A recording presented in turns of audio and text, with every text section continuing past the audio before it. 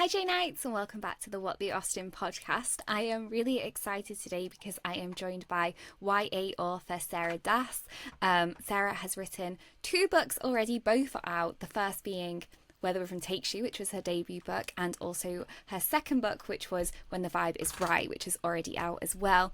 The book we're going to be talking about today is Where the Rhythm Takes You, because this is a persuasion retelling. So I thought this would be such a great episode to do, to have another author on who is inspired by Jane Austen's work to write a contemporary piece, a YA piece that is absolutely beautiful. So I really enjoyed this book, and it brings in all of the incredible elements of persuasion, but also the things that make relationships more complicated in a contemporary setting, such as social media and casual relationships. So I'm really excited for this episode. For those of you who haven't read this book yet, the summary goes: 17-year-old Rayna has spent most of her life at the Plumiere, her family's gorgeous seaside resort in Tobago. But what once seemed like paradise is starting to feel like purgatory. It's been 2 years since Rayna's mum passed away, 2 years since Aidan, her childhood best friend, first kiss, first love, first everything, left to pursue his music dreams. Rayna's friends are all planning their futures and heading abroad. Even Daddy seems to want to move on, leaving her to try and keep up the Plumiere running. And that's when Aidan comes roaring back into her life as a VIP guest at the resort. Aidan is now 1/3 of the latest, hottest music group on the scene. While Rayna has stayed exactly where he left her, Aidan has returned to Tobago with his Grammy-nominated band and two gorgeous LA socialites. And he may or may not be dating one of them. Inspired by Jane Austen's Persuasion, Where the Rhythm Takes You is a romantic, mesmerising novel of first love and second chances. What I also love about Sarah's book is she adds the description of the word tabanka, which is not a word I was familiar with before this book, but absolutely encapsulates both the premise of Persuasion and her book. So, tabanka, a West Indian term that refers to a deep, yearning desire that consumes a person's mind and spirit and leaves them a lost, aching shell of their former self, an insatiable longing, a need for a particular person who does not or no longer feels the same. Unrequited love, the worst. A little bit about the author Sarah. So Sarah was actually born in Trinidad but has lived in Tobago since she was about 2.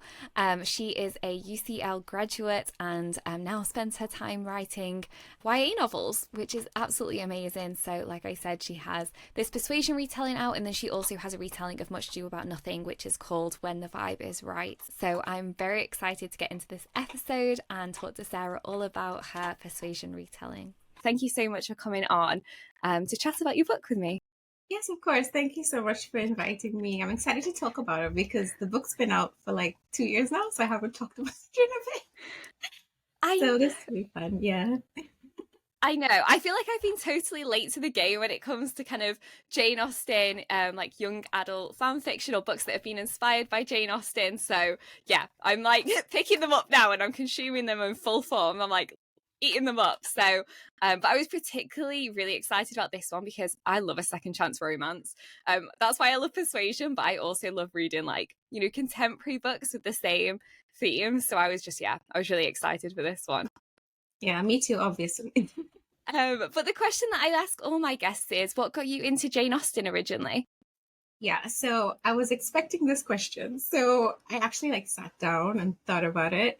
And the truth is, I can't remember. I know it was a movie, maybe it was a miniseries, but I know it was Pride and Prejudice. That was my first exposure to her work. But I don't remember which adaptation it was. I literally just can't remember.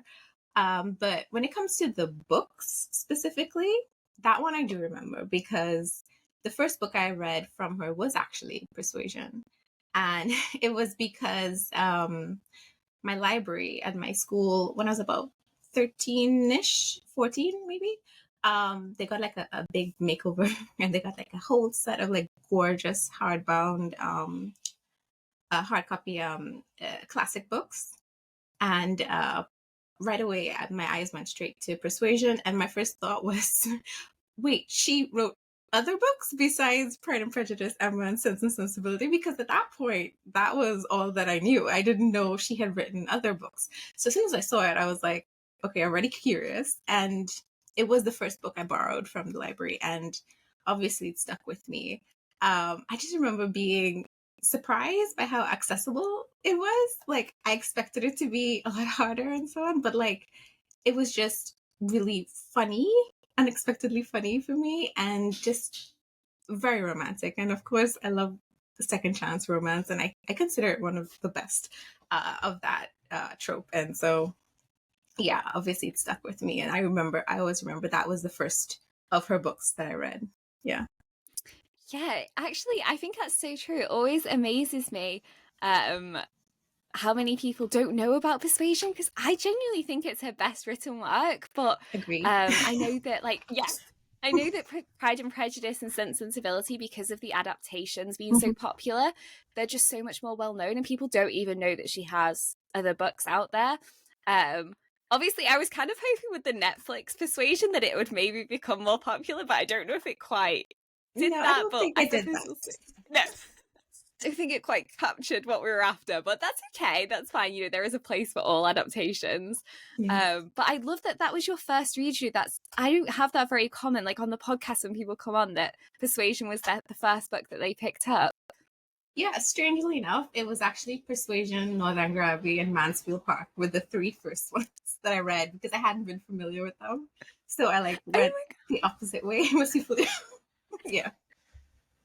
I love that. Though. That's so funny. And you got to Mansfield Park and still carry. You were like, it's fine now. I can definitely do Sense, Sensibility, and Pride and Prejudice. Yeah, and I'm not gonna lie, that one wasn't easy. But yeah, I pushed through, and yeah, it actually I shouldn't be so mean, but like no, that one was a bit of a struggle. Yeah, to get through. Yeah, I agree. It's a struggle for me as well. Don't worry about it. Yeah, but I think I loved Persuasion. I love Anger Abbey. I really love that one as well. Enough that I just sort of kept going. And Yeah, Northanger Abbey's so fun. I think that's such a great novel. I actually say to a lot of people to pick that up after Pride and Prejudice, like if they want to read more, just because I think it's really fun. It's one of the shorter ones, and out of all of the romances, I feel like it's so easygoing, because it, they don't have as much angst, right? yeah, I think also for me personally, it's well, obviously I like YA, and I feel like it's a little feels kind of most like YA of all of her books, like a coming of age. I don't know, I can't explain it, but that as well Yes. really like appealed to me. Also, I like the all the gothic literature sort of allusions to it and so on. That I think that also gives it like an interesting edge that might hold readers, like new readers as well. Yeah. Yeah.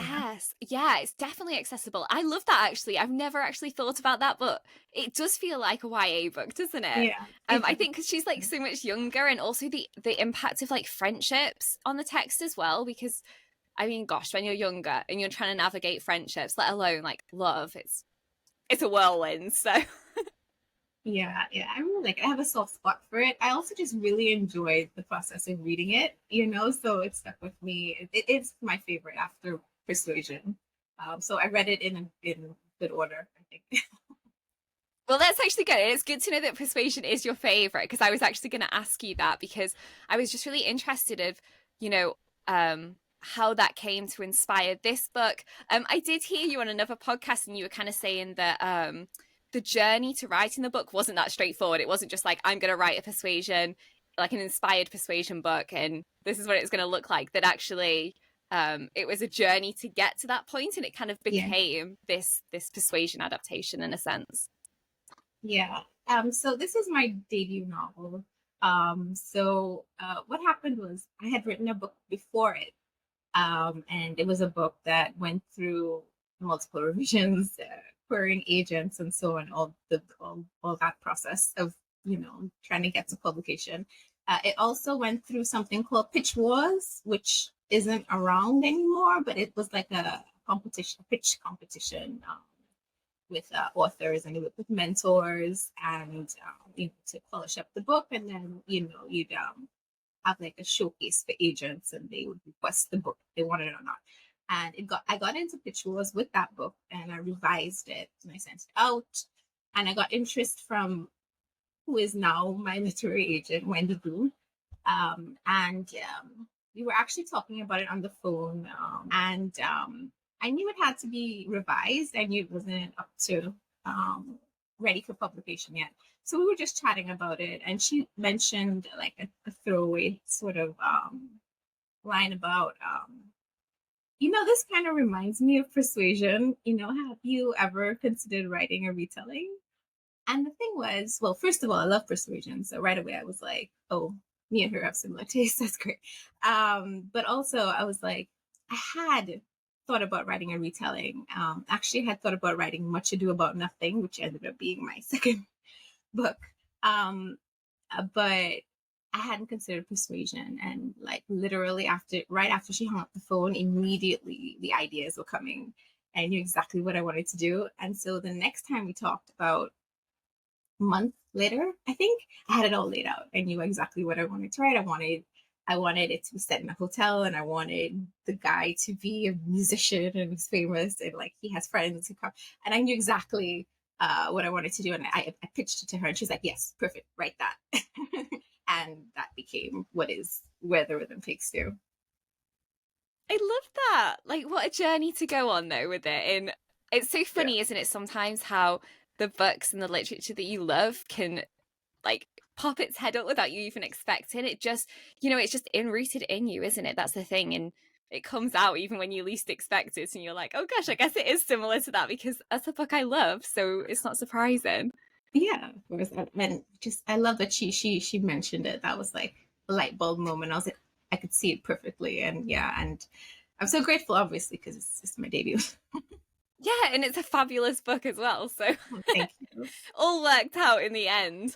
But yeah, something else that you mentioned there that would be great to talk about too is obviously you spent most of your life, am I right, in Tobago? That's where you lived since you were 2. Hmm. And you spent a lot of your childhood in a hotel, which obviously you can see the influence of that on the text as well, because a lot of the book is set in a hotel because Rayna, who is the protagonist, who's kind of our Anne Elliot, I don't even know what to say, like her Anne Elliot Standing, like stand-in, yes. Yeah, he's the Anne Elliot stand-in. She works in her family's hotel. And so, yeah, I would love to hear how, like, your childhood and just, like, living in Tobago and also growing up with this, like, seaside hotel. Did you work there? Did your family own a hotel? I just love to know about how that no, influenced the book. I don't. We did not own that. And I didn't work there, but my father worked there. He was the manager, and so I lived there from the age of like 2 to about 16ish.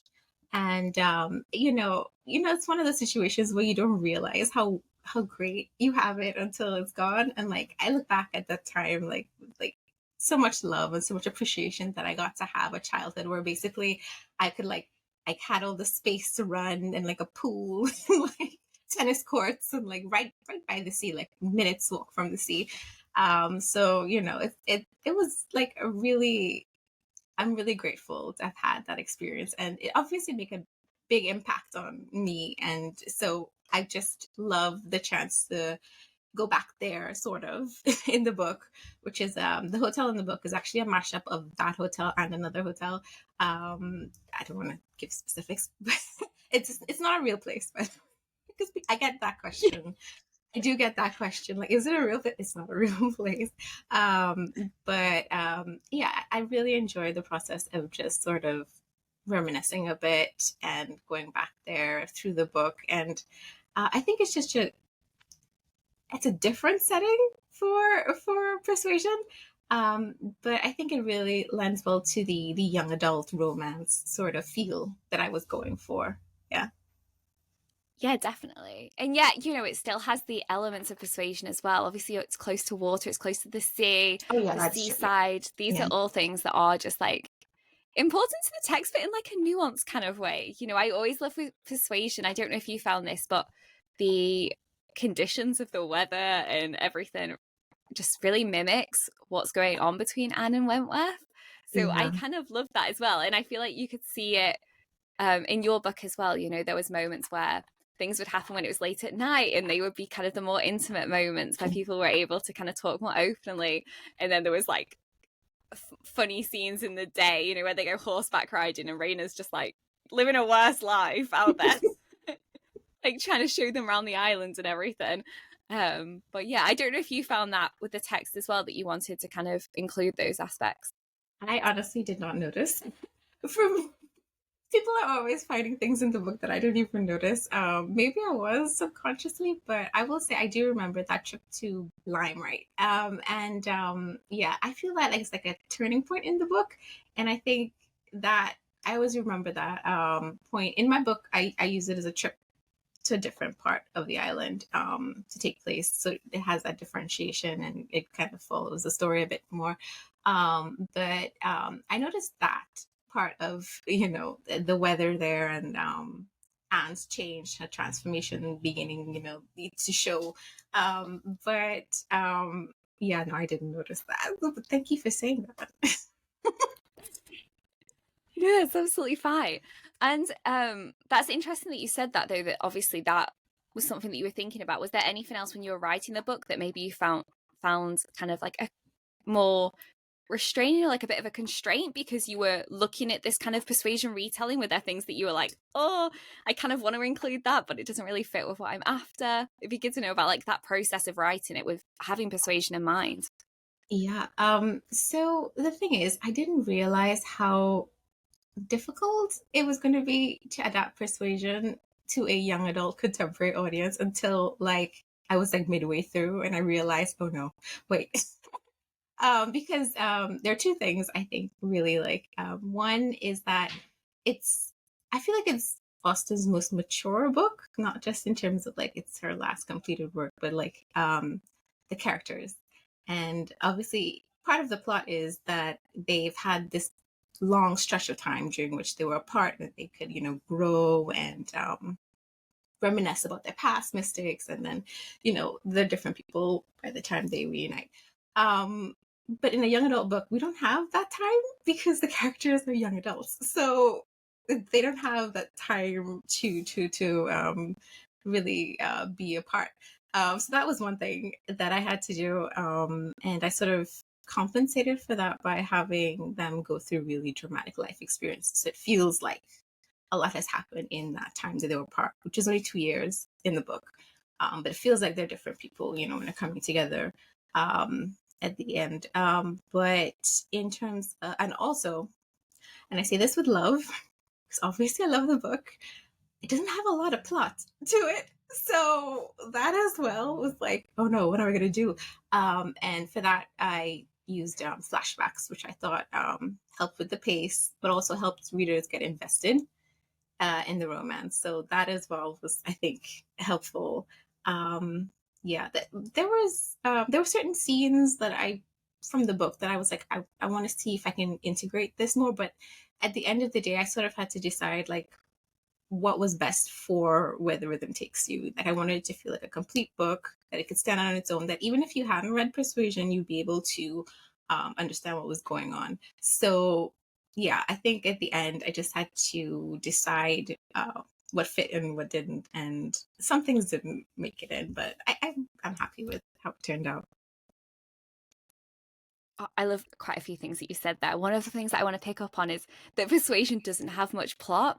And I actually think this is one of the reasons that people struggle to adapt it so much, because it's so much like about these moments that you can't really capture very well, but you just know that they're there. It's feelings that aren't spoken but are just felt, which is incredible, obviously, when you're writing a book, if you can bring out that. But it is so difficult to then actually place the story and be like, this is how I take it to the screen, or this is how I convert it into a young adult book. And yeah, I also love your thought. We're not all Jane Austen, so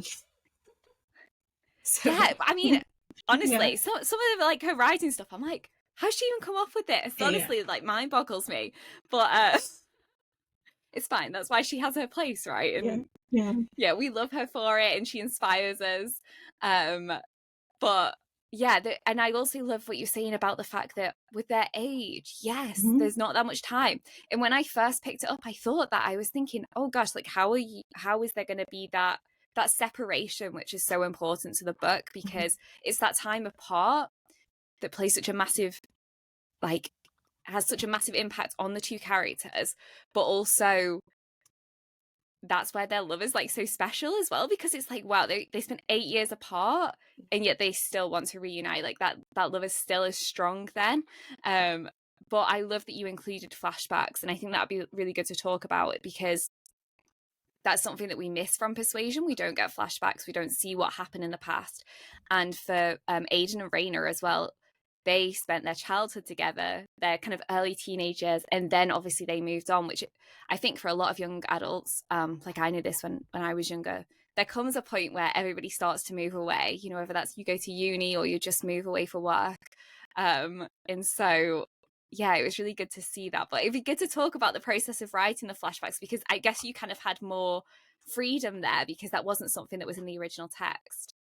Yeah, and I just want to be clear that I love the original text, and I do love the fact that we don't see what happens between them in the original text, because then we can put, you know, our imaginations to use, and also I feel like it makes the longing so much more potent because you see them now and you're like, oh, that must have been a great love, you know, for them to still be holding on to it. Um, but for like contemporary audiences, I think that, you know, we need a little bit more plot. And so, yeah, I did enjoy the freedom of sort of filling it in, because I think that's where um, I got to be a little bit more creative in terms of like trying to imagine what it might have been like. Also, because they are, again, teenagers, they were a bit younger and it started more like friendship. And then it started to change and blossom into something more as they got older. You know, I wanted it also to be plot wise. It was part of the mystery to sort of hook people into it, because I wanted them to want to know why they broke up. So plotting wise, I thought it would be interesting to sort of lay it out so that, you know, you don't know at first, and then as it goes on to the end, closer to the end, you figure out, oh, that's what happened. So plotting wise as well, that I thought that was helpful. Yes. And I was actually so shocked. I will just warn everybody now, like there may be a few spoilers in this, so just tune out for sections if you don't want to hear and you want to read the book first. But I was so shocked when there was like that phone call and it came so early in the book, because I was like, he's reaching out to her now? Like, what's going to happen? I can't believe this. But then obviously it's not as clean cut as that. And it was just, yeah, it was such a journey, because the more you read, the more that you learn about them. You, like you said, eventually you figure out kind of why it didn't work out between them. But also not just about their relationship either, but the journeys that they went on their own. Obviously, Aidan becomes this really successful musician, and he moves away to do that and like obviously live his best life as a famous musician, and obviously Rayna stays at home, and she does that in the process of, you know, trying to uphold the hotel, which was so important to her mum who's passed away. She's let go of some of the things that brought her joy, like her passions, like art and everything. And yeah, I love that. And what I love as well is that when Aidan comes back, he knows about those past passions and that she's let them go, and he's one of those people that can be like, why have you not done it? I love the scene when he's kind of a bit angry about it. He's like, why did you give up art? And she's like, why is this any of your business? Yeah. Just quickly, I just want to go back to the part where you mentioned like the phone call like comes pretty early on, because in the book like they don't really talk for like a good chunk of it. But the thing was, and I think it was my agent, it might have been my editor, but I think it was my agent who was like, Sarah, it makes sense they didn't talk in that time because you know, they were more restrained, and you know, like in terms of um how they in the society they lived in. But for teenagers living in Tobago, do you really think they would never mention it at all? And so I was like, okay, fine. And then I went and I added it in later. And I think now that I've removed from the book, I see it. It makes sense. Obviously, they would at least like touch base, and you know, I think it's helpful because then you get to see them sort of the whole situation of them never bringing up that they were together in the past makes a little bit more sense. Yeah. But also gives you more like suspense, because I was also like, oh my gosh, like he's broken the ice already, and he's been like, obviously this happened in the past, like wish you all well, but I'm having like a good time here with my friends now. And it's just kind of like a bit of a, I was like, oh my gosh, that makes it so much, it actually makes it more awkward. Like I get that he was like, you know, like trying to be chill and everything, but yeah, it kind of makes it more awkward to break the ice, I suppose. And but it Yeah, I is so think true, because it's so easy to communicate nowadays, isn't it? yeah. exactly. And like, she was like, why? She was like telling me, like, why wouldn't they, like, you have to explain why they're like not telling the others what's going on. And so that's why, I sort of paced it like that. But yeah, I think looking back on it, I think that it makes the romance a little bit more, it adds a little more tension to it because they Yes. know no one else knows. And like, yeah, I think that is, yeah, part of the romance. Yeah. Yeah, and that's something that I think is well captured in your book, which is, I think, again, is another thing that's really hard to capture from Persuasion, is that it's confusing because nobody else knows. This is like a private romance that nobody else in like Anne's family knows about or in the community. And so, they're kind of getting on with their life, and it's like they have this secret between them and they're spending all this time together and nobody else knows what's going on. Nobody else knows the past between them. And I think that's what makes it so powerful. But yes, it adds to the tension when you bring up like a sprinkle of it, like we both know what's going on here, but then it's like then they've got to get on with like normal life still and nobody else knows what's between them. And yeah, I enjoyed that. Yeah, and also like it adds. I think it adds to like the intimacy between Anne and the reader because like you get into her head a little bit more, like because you know what she knows, but nobody else, none of the other characters know. So it helps you, identify with her a little bit more as well. Yeah, and I guess that's what you were saying as well with Persuasion being a more mature book, which Mm-hmm. again, is harder than to take it as a young adult book, which I didn't really appreciate that till you said it, but it's so true. Um, and I guess as well, turning this into a contemporary book, there was two things that really stood out to me with your book, which I think add to the dynamic between the protagonists, especially in terms of like how complicated things become. And one of those was social media, and the other is casual relationships, because these are two things that obviously we don't get in Jane Austen's book because it was written so long ago, but that you can explore in your book because it's contemporary and also makes it more relatable to like a modern day reader. So it'd be good to I'd love to talk about like the social media aspect of it first, because that plays such a big part, that plays such a big part in the book. So did you have a lot of fun like writing those sections out and just like thinking how that could move the plot forward but also like cause more tension? Yeah, so the social media aspect is mostly because one of the characters are a social media influencer, and obviously she, yeah, I had a lot of fun, especially the parts where she's like vlogging what they're doing and so on, and like, like putting them on the spot and stuff. I thought it was just a lot of fun situations that could come from like her doing all that while you know, Rayna and Aidan are pining, and so I thought that was interesting. And also in terms of the fallout that comes with that character, Eliza, because I didn't want anyone to fall and hurt themselves. So You want anyone to hit their head? yeah, I think in an early draft I did do that, and then I was like, that's a little too dramatic. I don't think that fits the rest of the tone of the book. So I thought it was also an interesting way in terms of she doesn't physically fall, but like in terms of like her reputation, it takes a bit of a hit. Um, and so yeah, plot wise, it was like a twist on the story that I thought was interesting. And yeah, they are teenagers and it is contemporary, so I thought like teenagers, this is social media, the age of social media, that's what they do. And so that as well, I thought was why I added it into the book. Yeah. Yes, so important, because it plays such a massive part in people's lives now. Like it's not something that can be Hmm. escaped. Even if you go on holiday, like even more so then, like people film everything. And obviously there's so many influencers nowadays, and I just think that was such a fitting role for her as well, because also it's like these are still young people, so like what careers would they have that they could be really successful and they could be, Hmm.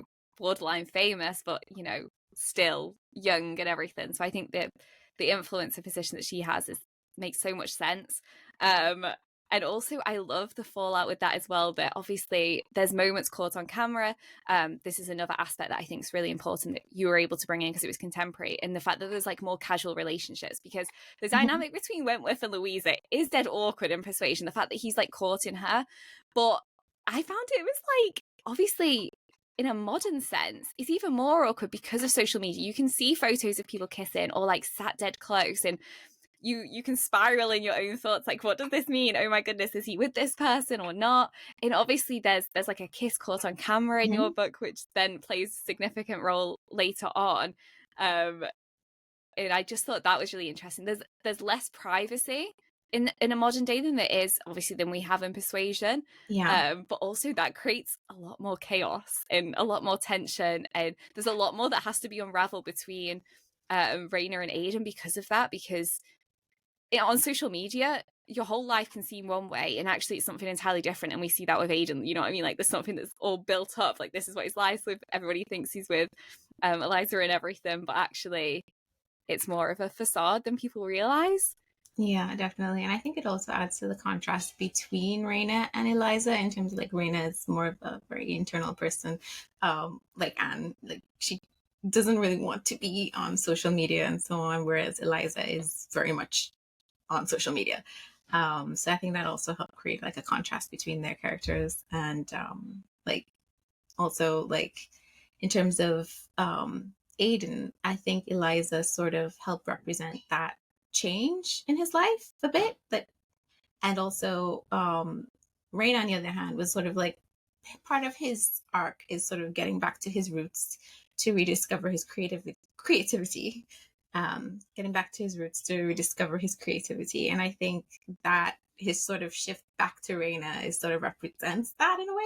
I don't want to make it sound really clinical and stuff, but like just in terms of like themes and so on, I think that was also interesting as well. No, I love that. There's actually, like, there was a bit that I highlighted when his friends are talking about the fact that he'd been working on that one song since they'd met him, and that was like something he'd been like playing with, and it never came to fruition.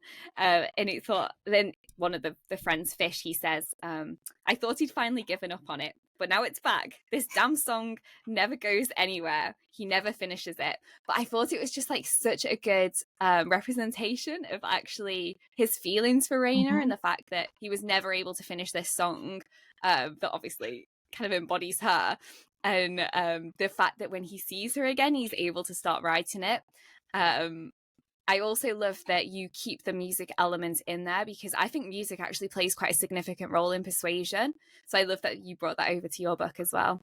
Yeah, definitely. I think music also is like a big part of our culture here. Like our soca music is like it's part of who we are, and it's something that we created and we're very proud of it. And so I definitely wanted to keep those elements in there.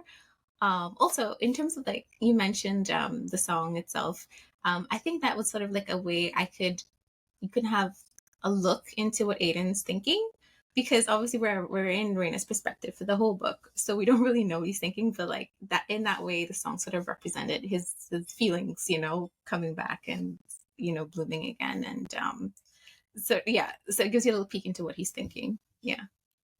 Yeah, which I love, because actually as a character he is quite reserved. Like, he doesn't actually he's not very forward about his feelings, and you don't really know what's going on. And sometimes like he is a bit angsty around Rayna, I think, because he's trying to keep a bottle on like his actual feelings for her, so he can be a bit funny sometimes around her. And also, oh my gosh, so rude when he's talking to Eliza about when Eliza says like that she's a bit stuffy and she's like, a type A, and then he turns around and he's like, exactly, and Rayna overhears. I'm like, Aidan, friend, what are you doing? Like, don't. He's in denial at that point. Yeah. I know. Yeah. Honestly, word of warning: if you have feelings for someone, don't be talking bad behind their back. They will know. They will find out, and you're gonna look like an update. Yeah, definitely. And the thing is, I think he likes that she's type A. He's just like, at the point in time, he's just like in denial and trying to rationalize a way that he isn't in love with her, and and I think that's how it came out. And obviously it's a reflection of the actual scene in the book where something similar happens. But like, I loved how angsty he is as well. All of that is just the little things that he does, like, wanting to talk to her but then not saying anything, and like wanting to be around her but then not being angry at the same time, but like trying to keep it in. And like, yeah, all of that I think was just a way to get a look into what he's feeling. Cause yeah, it is a one POV book. And I wanted it to feel like a romance. Yeah. Yeah. A full romance. Yeah. Yes. Yeah. But also it's such a good reflection of how Wentworth is as well, because I think this is something actually that I found with the Netflix Persuasion. I think it lost the elements of Wentworth that actually can be really angsty and a little bit Yeah. arrogant and like, you know, just not so great through a lot of the book, let's be clear. Because at the end of the day, he's like openly, you know, courting another woman, and Aidan's literally there, like he's leading Eliza on, really. Like he's willing to be in these videos with her, and obviously they have a casual relationship. How does Aidan put it? Friends who occasionally hooked up.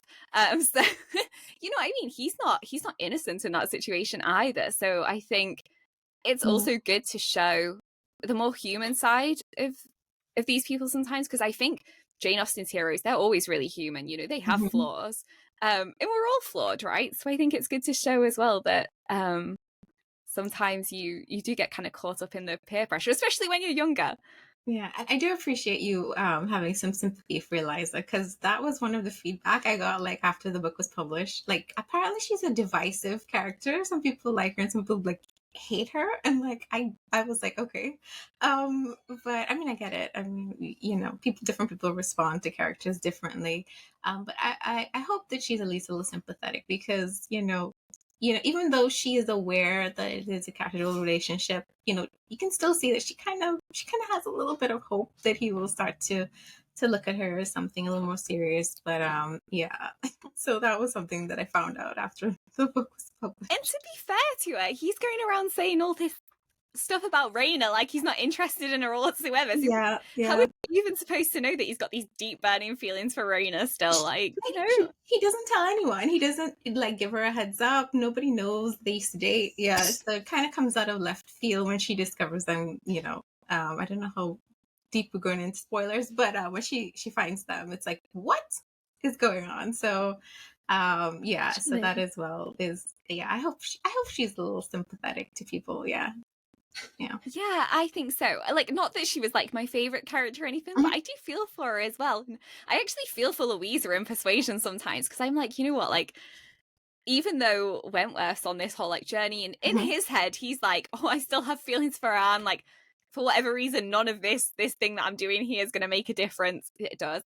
And nobody else knows what's going on in his head, but he thinks it's all okay and it's all going to work out for him. Poor Louisa, she's totally in a different world, and even her family think that Wentworth's going to marry her and stuff. So yes, I think. Although, to be fair to Wentworth and Aidan characters, like Anne and Rayna give him nothing. Like she doesn't give him anything to hope, to hang his hope on. So to be fair, he doesn't know what she's That's true. Either. So yeah, that's true. It's so true, but it's so hard because he's the first one to break the ice. That's the thing, I suppose. And when you've got all this history that nobody else knows about, I think as well something that I really, really love that you kind of keep is that the friendship between like Aidan and his friends that he's got, and that's something that I love in Persuasion that I think is kind of overlooked a lot of the time, is that Wentworth has these other male friends that he's really close with, and they have a sense of this past person who's really important to him. And I think that plays a massive part as well in the male protagonist, him kind of rediscovering his feelings, or actually being open to accepting his feelings. So I love that you kept those characters in. Yeah, I thought that friendships, I think, is one of the most fun parts about writing books. And I had a lot of fun with these characters in particular. Fish and Leo. I thought, I loved their friendship, and I love that, even if they have like their little problems going on, like they're supportive. Like, they're ready as soon as they figure out what's going on. They're ready to support it, even though there is kind of like a hint of a love triangle between Fish and Rayna and Aidan. As soon as they realize what's going on, they're all on the same page, and I had a lot of fun with their dynamics and just writing their banter and their little antics where they got up to. Also, Fish is so funny. Oh my gosh, like I cracked me up so much. Yeah. Originally he wasn't like a part of the love triangle. But like it just started happening. And also of course in the original book there is Mr. Elliot. But like it wasn't a big part of my retelling until like after a while I just started to be like, oh, I can see them like connecting a bit, and I was like, okay, so let me just feel a little bit of a triangle in So there. good, give Aidan a little kick up the bum. He's not the Yes, only one who can go off and, like, be flirting with other people. Raina's got exactly. options, let's be clear. Yes. I think the little bit of jealousy definitely kicked him into to expressing what he's been feeling. Yeah. Yeah.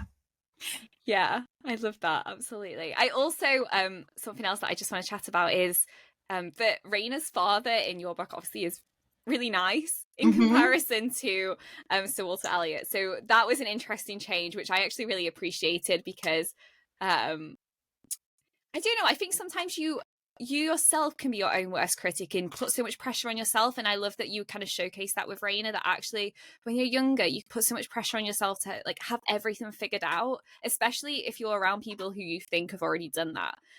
So I kind of love that her father was like this kind person. He was like, Raina, stop putting so much pressure on yourself. And she's like, no, I have to put pressure on myself. In comparison to in Persuasion, where Anne gets a lot of grief from her family. Yeah. Yeah. He's like the dad in this one. I think he's a cool dad.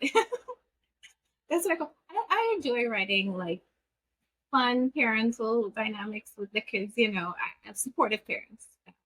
But yeah, because he's like the entire time he's like, Raina, go out there and have some fun, please. Like, you know, we'll be okay. Just go and live your life. And yeah, because I think for Raina, just the trauma of losing her mom at such a young age, is it's actually something that I had to deal with, and so I've ended up putting it in the book. And I feel like it's also a way for you to see what who her character is. Like at her core, she's someone who wants to take care of people, wants to um, be loyal and so on, but like to her mother's memory and need. Can you hear me? It's really loud right now. Sarah's in a So storm right now. Well, it's yeah, actually just normal rain, Sarah says, but it's heavy. can you hear me? I'm like really worried. I can still hear you. I can still. Can you hear Sorry. yourself? Is the question. Okay. I'm sorry. Feeling guilty as well about the way their relationship played out and all the regrets that she has. And that's sort of tangled up with her grief. And it sort of made her like sort of stuck exactly where she was at the point where her mom passed. And um, she doesn't really like do what she wants anymore. It's all about maintaining that legacy. It's all about making sure her father is okay and taken care of, and the hotel is taken care of, and that everything is running as if her mom is still alive. Yeah, and so I think that it's just a part of the reason that she is like not doing her art. Just really, I think it's because she doesn't totally accept the fact that her mom is gone just yet, and that she can move forward, and it's okay that she does. Yeah. Yeah, I love that. And again, I think that shows like there's very much two different stories. There is that coming of age Mm-hmm. story where you're figuring things out as you're growing up, and then there's also obviously the aspect of first love and well second chance love as well. Um, so I think it's good to see those two things side by side because life isn't just as easy as that you can shoehorn everything. Everything's just about the love. It's fine. There's other things that go on, and I think it's interesting as well that a lot about her mother's memory because her and Aidan had grown up together because they've been children together and teenagers and everything. A lot of that was entangled as well. So I think it's interesting to see how you know losing a parent or the dynamic that you have with your parent um can be entangled with like Mm-hmm. your own love story if they know and they see what's happened and everything. So I thought, yeah, that was an interesting thing to read about as well. Yeah. Yeah, I think in terms of like the mother character, like in the original, she's not present. But you can sort of feel a little bit that where her presence in the book. But I think the mother character in my book, I think she was amalgamation of like Lady Russell and the mom. So, she also wasn't like the biggest fan of Aidan sometimes, or the biggest fan of what Aidan like sort of took Rayna away from her home and her responsibilities and so on. And I think that is part of the guilt as well that's tangled up with it because Rayna, like, she she loved her mom, and like her mom wasn't perfect. That's something else I try to explore in my books. Like nobody's perfect, even the parents. They weren't perfect. And so part of the guilt is that she knows her mom wouldn't agree with her choices now, but she has to do what she loves. And so yeah, so that's part of the story as well. Yeah. Yes. I love that. Yeah, absolutely. I can definitely see that. And I also looked at the start of the book. You popped there was like the word tabanka, which Yeah. is a word I've never heard before. Do you want to explain a little bit for the listeners what this word means and how it kind of it encapsulates the whole book, though, the whole story? Yes, yes. I do the same thing in this book as well, just for anybody who's interested in that as well. But I thought it was really cute. It was my editor's idea because I had it sort of defined somewhere else in the book, and she was like, "Let's just put it in front because it's exactly what represents the book." Actually, no, it was my agent, I think. Yeah, it was my agent whose idea that was. But tabanka is sort of unrequited love sort of feeling. It's a feeling of like unfulfilled love, perhaps I should say, because it could be that it's a past relationship that is broken up, but you still have feelings, or it could be like you never had a relationship, you still have feelings. It's that feeling of like like it's you feel like it's not being met, and throughout the book, that's what Rayna is sort of feeling, but she doesn't realize it's not really unrequited, but like that sort of longing, which I think is so important to persuasion as a whole. Yeah, I think that is what it's supposed to represent. Yeah. Yes, definitely. When I read it, I was like, oh my gosh, yes, that literally just, well, it encapsulates persuasion, but also obviously with your book as well, with it being inspired by persuasion. But yeah, I thought it was really enjoyable to read, and I really recommend picking this one up, guys. Especially if you love a second chance romance, if you love persuasion, you will definitely love this book. But yeah, I loved it. Is there anything else that you want to share? I'd love to hear about like your new book as well, because that's now out, right? Yeah, it's out now. It's When the Vibe is Right. It is a Much Ado About Nothing retelling. And this one, it is enemies to lovers, of course. Much Ado About Nothing. But it sort of takes place behind the scenes of the preparation for our Carnival Festival, which is like a big festival we have here with like masqueraders and music. And it takes place over like 2 days, although like it's actually like Christmas, it kind of stretches out a bit, but like, it's supposed to be 2 days, and it's about, and love story sort of takes place around the preparations for that. And yeah, it's out now. So if anyone's interested. Yes, absolutely. I will link both below so that you can definitely go and check them out. Do you think you'll do any more Austen retellings? Is that something that you can talk about? At the moment, I'm currently working on a third book, which is coming out next year, but it's actually a bit of a change. This one is going to be a supernatural thriller. Oh my goodness. Yeah, a big change. It's with Rick Riordan presents. It's called It Waits in the Forest, and yeah. It's about a teenage girl who like is pretends to be psychic, and and she tricks tourists and some locals into like believing that she can help them with rituals and spells and fake stuff like that. But then one day, a tourist comes in and he is a bit weird, and the session is a little creepier.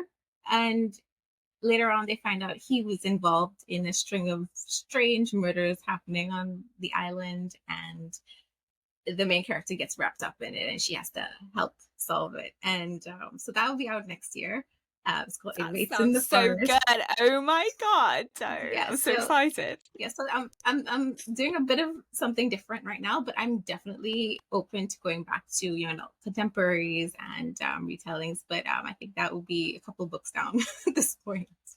Yeah, but yeah, definitely. I have an idea for one of the books. I'm not going to say, but we'll see. Maybe one day down the line. So excited. You'll have to come back on when it happens. Yeah. Are you going to stick with using like Tobago and the Caribbean as your backdrop for your books then? Is that something that's super important to you? For the third book, the Woodford Garden, I've created like a whole new island so I can have a little bit more fun with the layout and stuff. Uh, but with my contemporaries, definitely, just because obviously it's like where I grew up, so I'm more familiar with it. But also because growing up, there weren't a lot of books that I read was set here, so it's really important to me to write books where people who are from here or from the Caribbean like get to see themselves in fiction. Tobago especially, like no books are set here. So so yeah, that's important to me. So like for contemporary books, I definitely would like to continue setting them here. Yeah. Yes, I love it. Pioneering for Tobago, like writing all these books out. I love that though, because then that inspires other people to write. And I think it's good taking, you know, some of these older texts and bringing them and putting them in new locations with like new cultural dynamics and things. Because I just think it's these stories are timeless, Yeah. but it's like the way that you keep them timeless is then you place them into these like new settings where people can relate to them. So I love that. Exactly. And if for anyone who hasn't read Persuasion, maybe they'll remember and be like curious and go back and, read it. Yeah.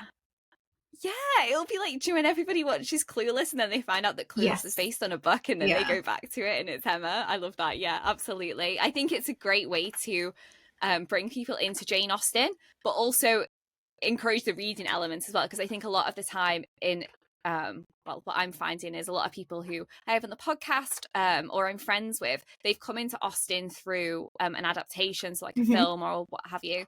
And obviously sometimes then they go to the book, sometimes people don't, whatever takes their fancy. But what's great about this is obviously you're reading to then find out more things you can read. It's like, building on your reading list, which I love. Yeah, definitely. And and then maybe when people go back, they'll discover like me how delightful the older books are. Yeah. Yeah. Yes, I love that so much. This has been such a pleasure though. Thank you so much for coming on. I've had such a blast with you. Yes, of course. And thank you again for inviting me. I had fun talking about this book, which is so close to my heart. Yeah. Yes, absolutely. Do you want to let people know where they can find you on Instagram so they can keep up to date with your latest books? Sure, of course. On Instagram, I'm Sarah Das Writes. Yeah. And also you can find more information at sarahdas.com. That's amazing. And I will tag all of that below as usual, guys. That is everything from us today, and I will see you in another episode.